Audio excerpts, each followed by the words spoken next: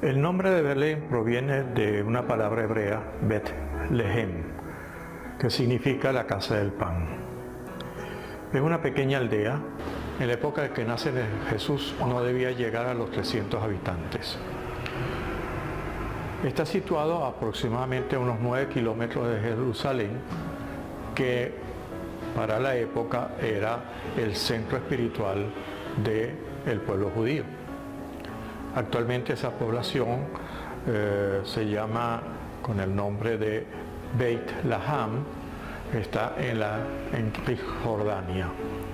Actualmente no sobrepasa los 30.000 habitantes. Soy Luis Lamana de pesebresartesanales.com y hoy vamos a hablar un poco sobre quién inventó los pesebres. Cuando hice un comentario en un video anterior, alguien me dijo: está clarísimo, San Francisco de Asís. Yo no lo encuentro tan clarito. Veamos por qué. Esa era una pequeña aldea y sin embargo es una aldea que para la historia religiosa judía cristiana es importante.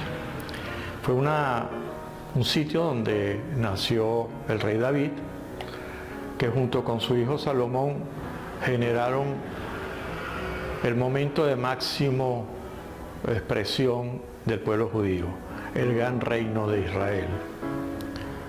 Pocos años después ese reino se dividió en muchas naciones que generaron también muchas divisiones, eso ya lo hemos comentado.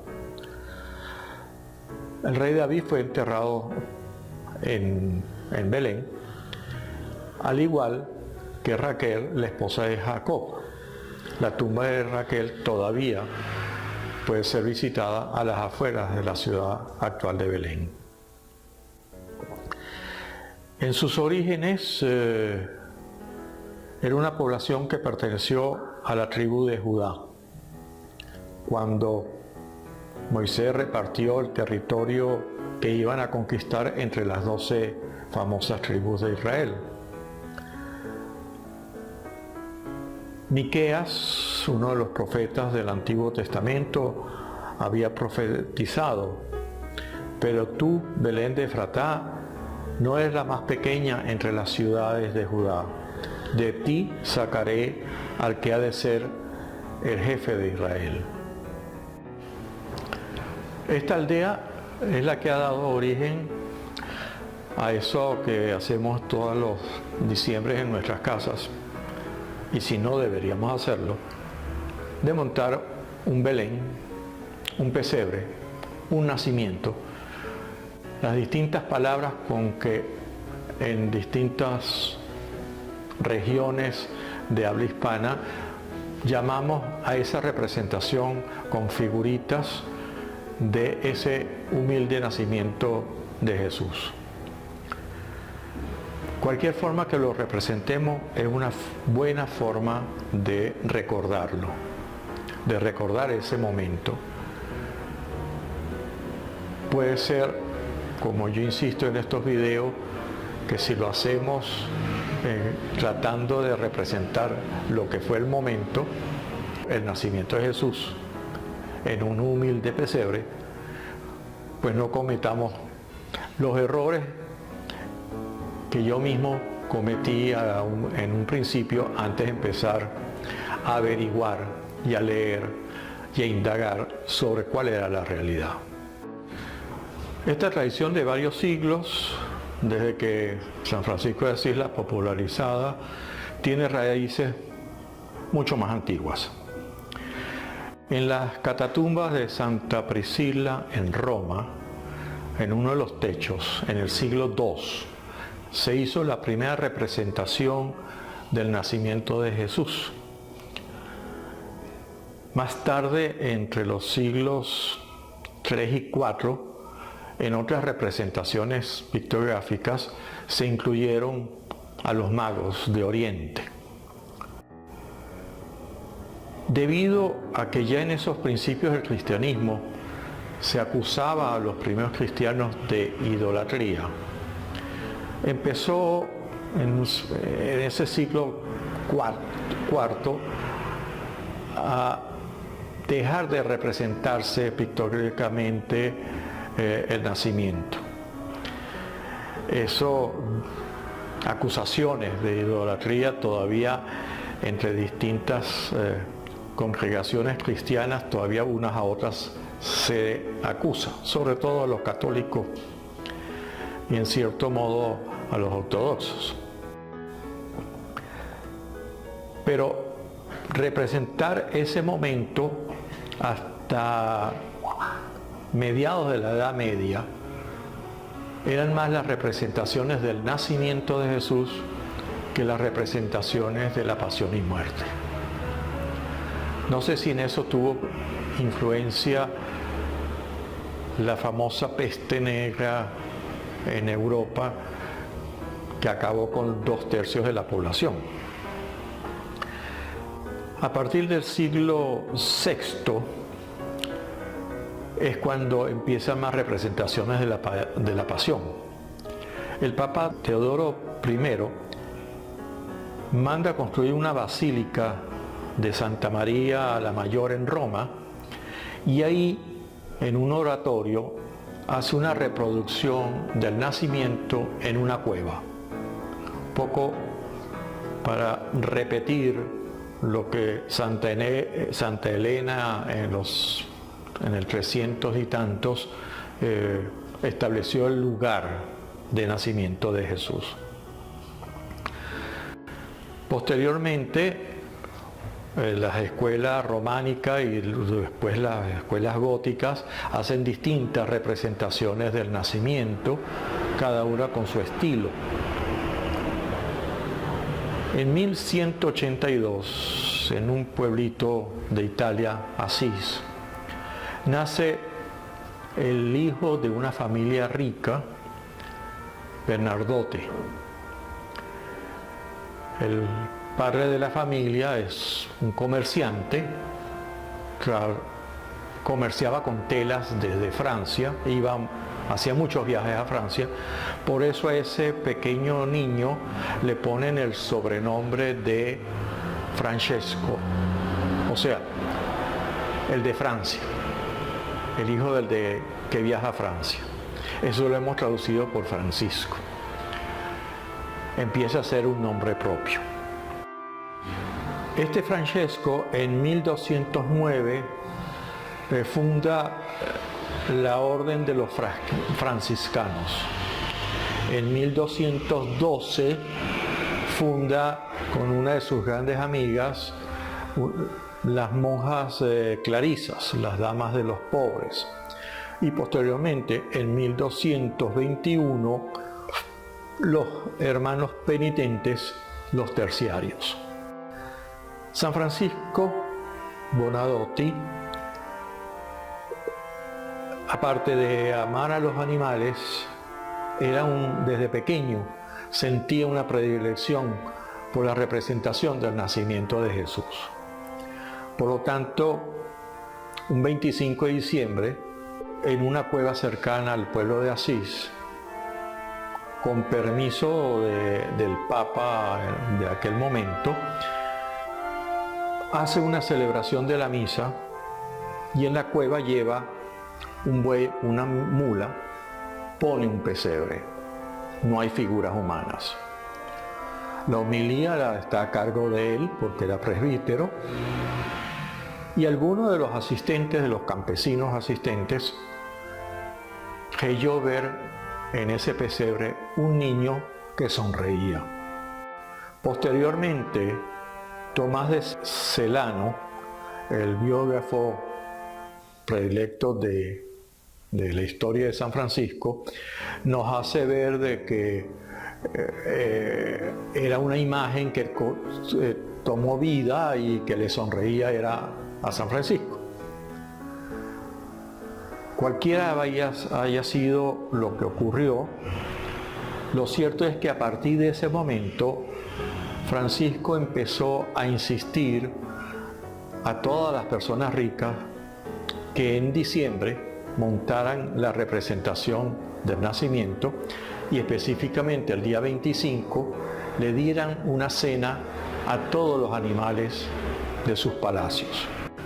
Tanto fue el cariño que él tenía hacia la representación del nacimiento que llegó hasta la corte del rey Federico II, el emperador Federico II, e insistió que todos los condes, marqueses, todos los grandes jerarcas políticos hicieran la representación del nacimiento.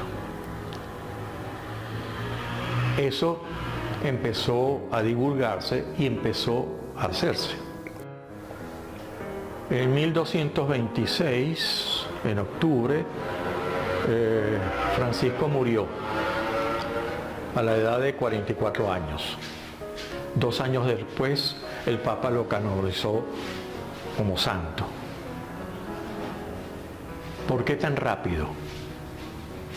Recordemos que la actitud de Francisco, de esos votos de pobreza que le hizo a la orden de los franciscanos, esa pobreza que llevó hasta la pompa del Vaticano, revolucionó la Iglesia de una forma quizás más efectiva que lo que hizo Martín Lutero, que simplemente se salió de la Iglesia para hacer su revolución religiosa. El 16 de julio es la fiesta en donde se conmemora y se celebra a San Francisco. Por eso muchos pesebristas, belenistas, toman esa festividad como la festividad del patrono de los que por el mundo hacemos pesebres, belenes, nacimientos. A partir del siglo XV, esta prédica de franciscanos y de las clarisas empezó a llevar a todas las iglesias el poner la representación del nacimiento de Jesús. Estas representaciones se suelen colocar el 8 de diciembre, Día de la Inmaculada, y se dejan hasta el 2 de febrero. No solamente es el Día de la Candelaria, sino es el día que se celebra la presentación de Jesús en el templo. La prédica de los franciscanos entonces penetró rápidamente en Portugal y en Francia. En el siglo XV, en el siglo XVI, con la venida de Carlos III a España, trae la costumbre desde Nápoles, donde él era rey. Todavía se conserva casi intacto un pesebre de las descalzas reales de Madrid en figuras talladas en coral, plata y bronce. En Polonia, ya en el siglo XV, se introduce la costumbre de la representación de los pesebres. La divulgación a través del mundo de esta costumbre se le debe a los franciscanos, inclusive cuando fueron a Japón, al Oriente Lejano, en donde también hicieron representaciones pictóricas y físicas del nacimiento de Jesús. Entre las cosas que trae Carlos III de Nápoles es lo que se llama el pesebre el Belén del príncipe. Todavía algunas de estas figuras quedan en el Palacio Real y se pueden contemplar. Tenía una característica: habían figuras de distintos tamaños que se colocaban jugando con la perspectiva. Las más grandes llegaban a tener medio metro de alto. Tan popular fue colocar nacimientos en las casas que en el testamento de López de Vega él especifica cuántas figuras de su Belén está dejando como legado. Por supuesto, son estos religiosos los que traen a América la costumbre de hacer nacimientos primero en las iglesias y después en las casas. Y por supuesto, en América transformamos esas figuras un poco a las costumbres que hay en América. Por eso podemos conseguirnos representaciones del nacimiento incaicas o mexicanas, o inclusive hasta del Polo Norte, y sustituimos la mula y el buey por una llama, o las representaciones de indígenas venezolanos, por ejemplo. Hay un gran artista venezolano que me honré en representar sus obras, que tenía nacimientos típicos de las distintas etnias venezolanas. Hoy es una tradición familiar y es una tradición que deberíamos cultivar y no dejar perder. Pero para hacerlo, tenemos que hacer lo que nuestros padres hicieron con nosotros: poner a los niños pequeños a fabricar el nacimiento de la casa. Hacerlo todos los años, pensando ellos que el 25 de diciembre recibirían regalos. Es un incentivo para que después, cuando sean adultos, lo hagan con sus hijos. Claro que no en todas partes celebramos igual el 25 de diciembre, ni decimos en todas partes quién trae los regalos de diciembre. Para algunos es el Niño Jesús, para otros es San Nicolás, otros dicen que es Papá Noel, Père Noël, los franceses, otros ingleses americanos hablan más comercialmente de Santa Claus. Hubo una época en España que los reyes eran quienes traían, los magos, los reyes magos, eran quienes traían los regalos. Pero al día siguiente los niños empezaban el colegio y no tenían tiempo de jugar. Entonces muchos padres empezaban a traerlos el 25 de diciembre y después un poquito el Día de Reyes, para que no se olvidase la tradición. En muchos países nuestros se han fundado asociaciones de pesebristas, de belenistas. Esas asociaciones impulsan que no se pierda la tradición, que se conserve. Muchos enseñan, de esas asociaciones, enseñan a fabricarlos. Como le he repetido a algunas personas que me han escrito aquí abajo, como quiero que tú lo hagas, estos videos no son para enseñar a fabricar los pesebres. Es para que cuando tú los fabriques no cometas errores históricos que lleven a absurdos que uno ve en las fotos que se colocan en internet, en donde ni se respeta la época, ni se respetan las costumbres, ni se entiende la situación social por la cual ocurrió en Betlén, ese acontecimiento que definitivamente cambió la historia. La historia la dividimos entre un antes y un después de Jesucristo. Si te gustan estas charlas, me lo escribes aquí abajo, se lo comentas a tus amigos y conocidos para que ellos también se suscriban a este canal, puedan tener acceso al mismo. Y si tienes más preguntas, en la página web de nosotros, pesebresartesanales.com, hay una sección en servicios que se llama Preguntas Frecuentes. Ahí puedes leer o recibir en un PDF a tu correo estas charlas más desarrolladas, más amplias, que lo único que quieren es que a la hora de que montes esta Navidad el pesebre, lo hagas con conocimiento de causa. Gracias por escucharme, nos vemos en 15 días aquí mismo.